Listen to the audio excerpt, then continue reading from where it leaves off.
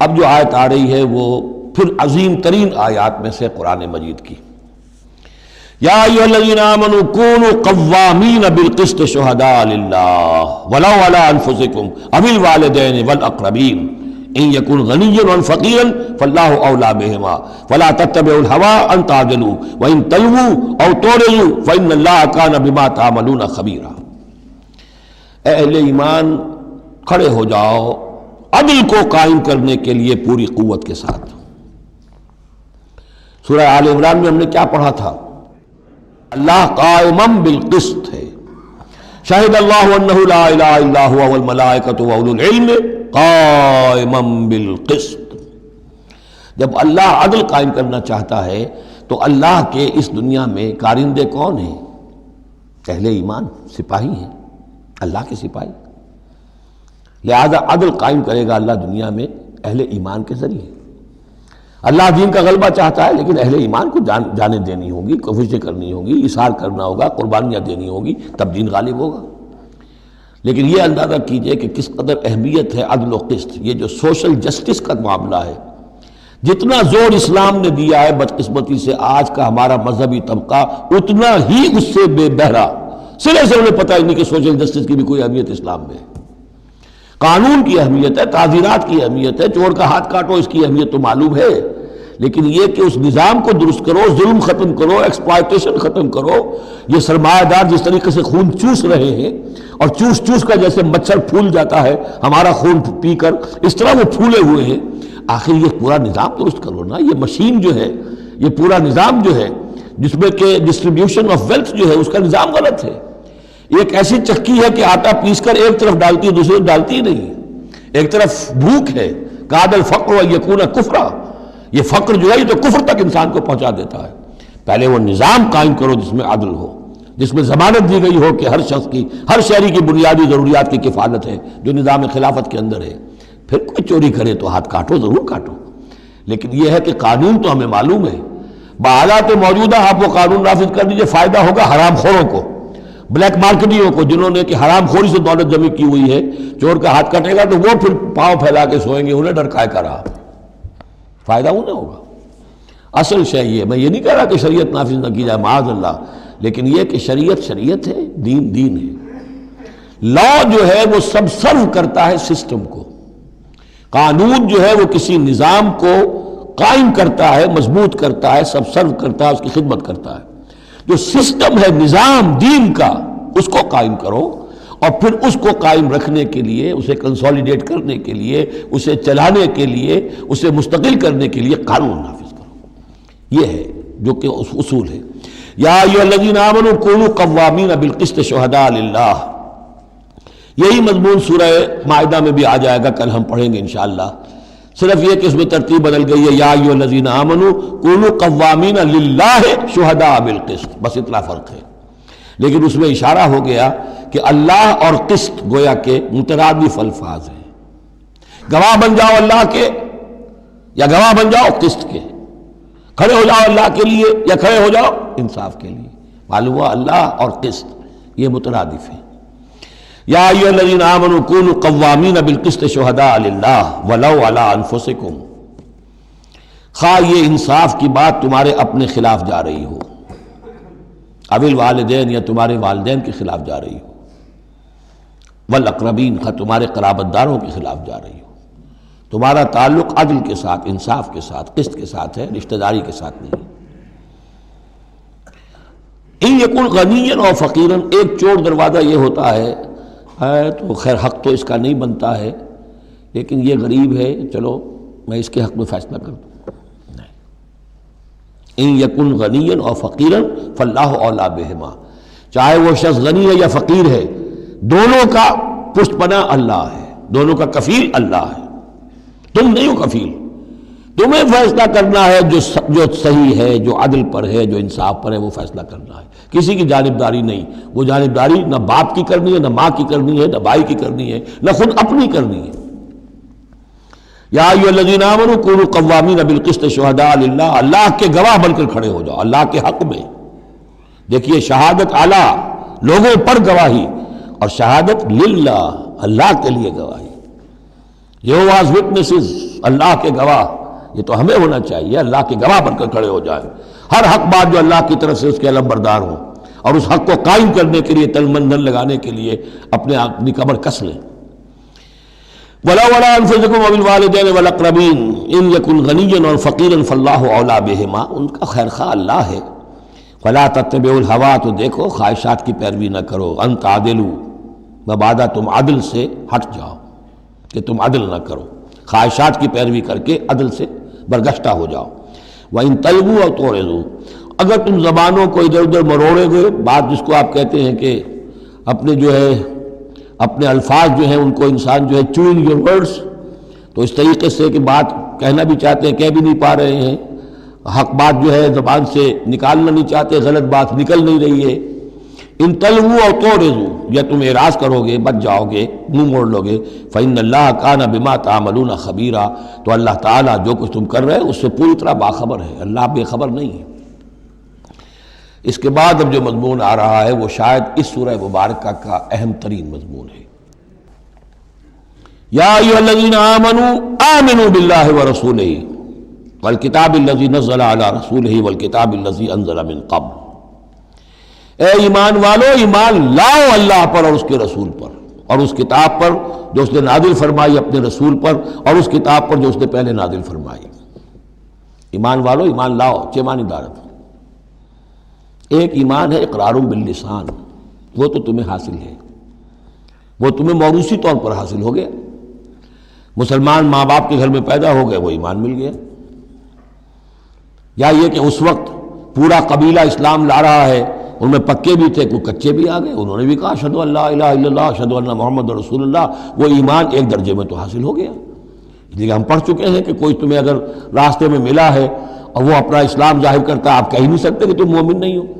تو ایمان کا ایک درجہ تو وہ ہے قانونی درجہ ہے کہ جس نے کہا اشہد ان لا الہ الا اللہ واشہد ان محمد رسول اللہ، وہ مومن ہے۔ لیکن کیا حقیقی ایمان یہی ہے؟ نہیں، ایمان کیا ہے؟ یقین قلبی۔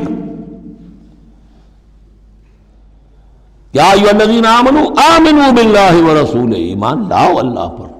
اب ہم ترجمہ کریں گے، یوں کہیں گے ایمان لاؤ اللہ پر جیسے کہ ایمان لانے کا حق ہے، مانو رسول کو جیسے کہ ماننے کا حق ہے، اور یہ اسی وقت ادا ہوگا جب اللہ اور اس کے رسول پر ایمان دل میں کھب گیا ہو، جیسے صحابہ کے بارے میں فرمایا گیا سورہ حجرات میں وَلَٰكِنَّ اللَّهَ حَبَّبَ إِلَيْكُمُ الْإِيمَانَ وَزَيَّنَهُ فِي قُلُوبِكُمْ، اللہ نے ایمان کو تمہارے نزدیک محبوب بنا دیا، اسے تمہارے دلوں میں کھبا دیا ہے۔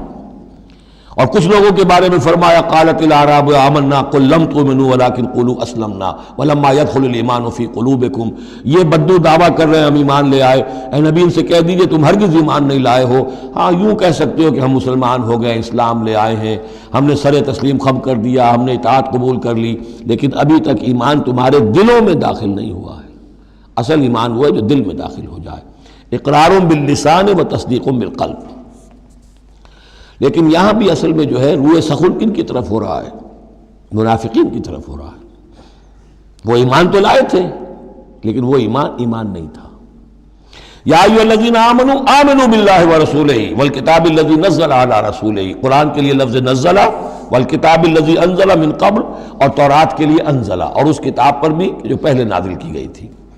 وَمَن يَكْفُرْ بِاللَّهِ وَمَلَائِكَتِهِ، جو کوئی کفر کرے گا اللہ کا اور اس کے فرشتوں کا، وَكُتُبِهِ اور اس کی کتابوں کا، وَرُسُلِهِ اور اس کے رسولوں کا، وَالْيَوْمِ الْآخِرِ اور قیامت کے دن کا، فَقَدْ ضَلَّ ضَلَالًا بَعِيدًا، تو وہ تو گمراہ ہو گیا اور گمراہی میں بہت دور نکل گیا۔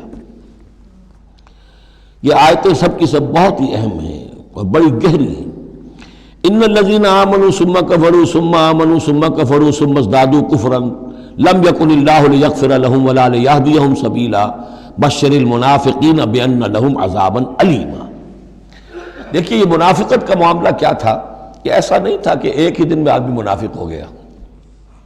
ایک تو تھے وہ جو شعوری منافق تھے، جو فیصلہ کر کے، جو ہم سورہ آل عمران میں پڑھ آئے ہیں، صبح ایمان کا اعلان کریں گے، شام کو ہم پھر کافر ہو جائیں گے، مرتد ہو جائیں گے، تو معلوم ہوا ایمان انہیں نصیب ہوا ہی نہیں، اور انہیں بھی معلوم تھا کہ ہم مومن نہیں ہیں، ہم ایمان لائے نہیں ہیں، تو دھوکہ دے رہے ہیں۔ یہ شعوری منافق ہوا۔ غیر شعوری منافق کون سے ہوتے تھے؟ کہ جو آئے تو تھے، کوئی دل میں دھوکہ دینے کی نیت نہیں تھی، انہیں اندازہ نہیں تھا کہ یہ، وہ سمجھتے تھے پھولوں کی سیج ہے، نکلا وہ کانٹوں بھرا بستر۔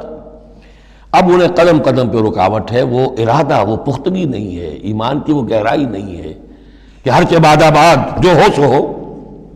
ان کا کیا ہوتا ہے، کچھ دو قدم چلے، کچھ پیچھے ہٹ گئے، کچھ چھٹک گئے، کچھ چلے، کچھ ہمت کی، کچھ رک گئے۔ نتیجہ یہ ہوتا ہے کہ اب لوگ ان کے ڈانٹ ڈپٹ کرتے، تم کیا کرتے ہو؟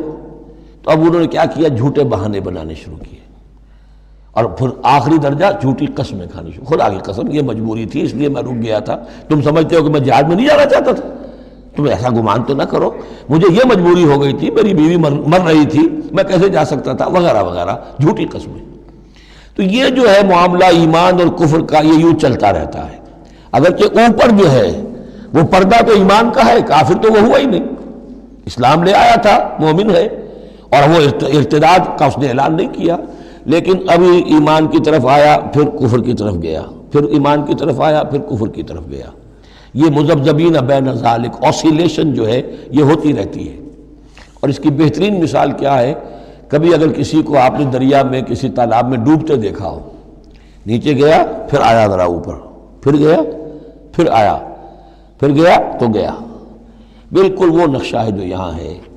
ان الذین آمنوا ثم کفروا، یہاں کفر سے مراد نفاق ہے، کفر قانونی نہیں، کفر حقیقی، کفر معنوی، کفر باطنی، اندر ہی اندر ہو رہا ہے سب کچھ جو ہو رہا ہے۔ انہوں نے انکار اور اعلان کیا ہی نہیں ہے، اسلام سے انکار نہیں کیا، کفر کا اعلان نہیں کیا، یہ اندر ہو رہا ہے اس کی شخصیت کے باطن میں۔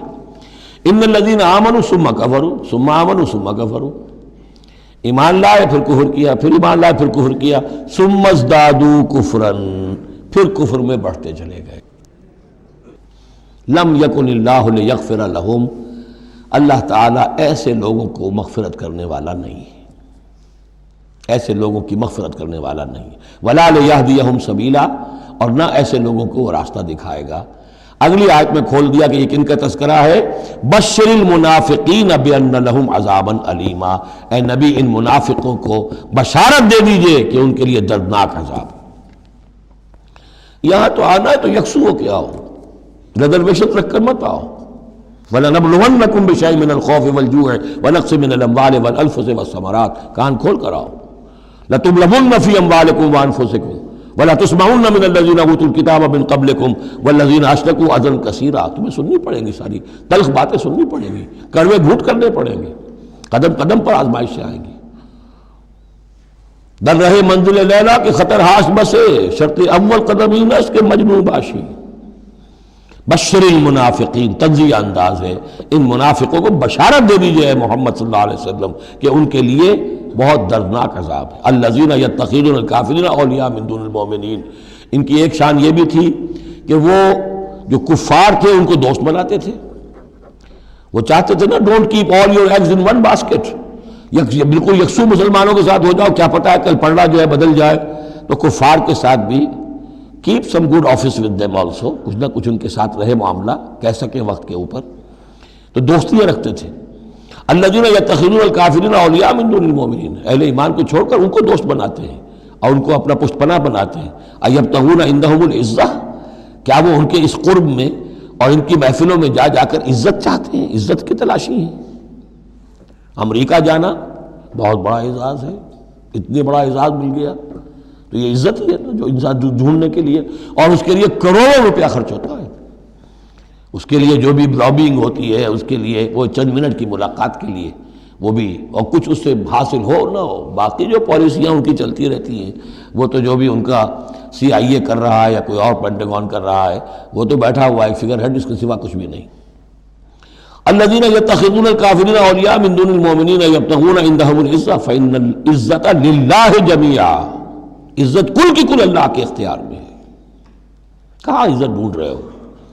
وقد نزل علیکم فی الکتاب، اور یہ بات تم پر نازل کی جا چکی ہے کتاب میں، یہ سورہ انعام کی آیت نمبر 68 ہے، جس میں روکا گیا مسلمانوں کو کہ جب تم دیکھو کہ کافر لوگ جو ہیں استہزاء کر رہے ہیں، قرآن کا مذاق اڑا رہے ہیں، تو کم سے کم یہ ہے، اب مکے کی آیت ہے وہ، اس وقت مسلمانوں میں اتنا زور تو نہیں تھا کہ ان کو چپ کر سکتے زبردستی، لیکن یہ کم سے کم یہ کرو کہ وہاں بیٹھو مت، وہاں سے چلے جاؤ، احتجاجاً جو ہے وہاں سے رخصت ہو جاؤ، پھر وہاں بیٹھو نہیں۔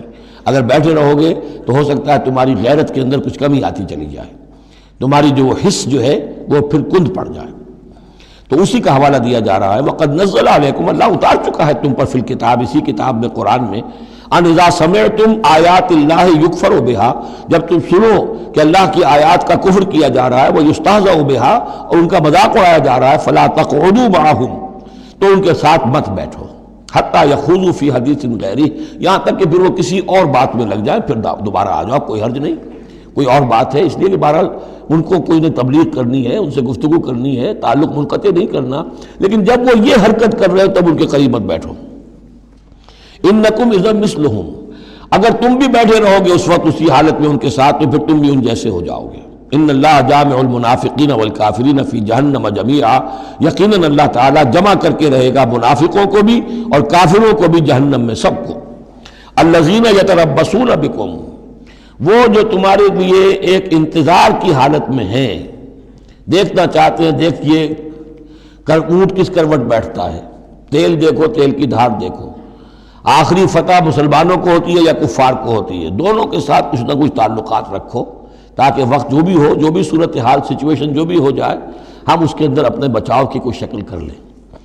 تو الذین یتربصون بکم، وہ تمہاری بات طاق میں ہیں، منتظر ہیں، سوچ رہے ہیں۔ فَإِن كَانَ لَكُمْ فَتْحٌ مِّنَ اللَّهِ، تو اگر تمہیں فتح مل جاتی ہے اللہ تعالیٰ کے فضل و کرم سے، قَالُوا أَلَمْ نَكُن مَّعَكُمْ، وہ آ جائیں گے، ہم بھی تو آپ کے ساتھ تھے، مسلمان تھے، ہمارا بھی حصہ نکالیے مال غنیمت میں سے۔ وَإِن كَانَ لِلْكَافِرِينَ نَصِيبٌ، اور اگر کوئی حصہ پہنچ جائے کافروں کو، کوئی فتح انہیں وقتی طور پر حاصل ہو جائے، ان کا پلڑا بھاری ہو جائے، قالوا، تو وہ کہے کہ اپنے ان کافروں ساتھیوں سے، أَلَمْ نَسْتَحْوِذْ عَلَيْكُمْ، کیا ہم نے آپ کا گھیراؤ نہیں کر لیا تھا، ہم نے آپ کو بچایا ہوا تھا کہ یہ مسلمان جو ہیں، ہم تو اوٹ بنے ہوئے تھے اصل میں، آپ سمجھتے ہیں مسلمانوں کے ساتھ ہو کر ہم جنگ کرنے آئے تھے، نہیں، ہم اس لیے آئے تھے کہ مسلمانوں کے حملوں سے آپ کو بچائیں۔ أَلَمْ نَسْتَحْوِذْ عَلَيْكُمْ وَنَمْنَعْكُمْ مِنَ الْمُؤْمِنِينَ، ہم نے تو بچایا ہے آپ کو مسلمانوں سے۔ فَاللَّهُ يَحْكُمُ بَيْنَكُمْ يَوْمَ الْقِيَامَةِ، تو اللہ ہی فیصلہ کرے گا تمہارے مابین قیامت کے دن۔ وَلَن يَجْعَلَ اللَّهُ لِلْكَافِرِينَ عَلَى الْمُؤْمِنِينَ سَبِيلًا، اور اللہ تعالیٰ کافروں کو اہل ایمان کے مقابلے میں راہیاب نہیں کرے گا۔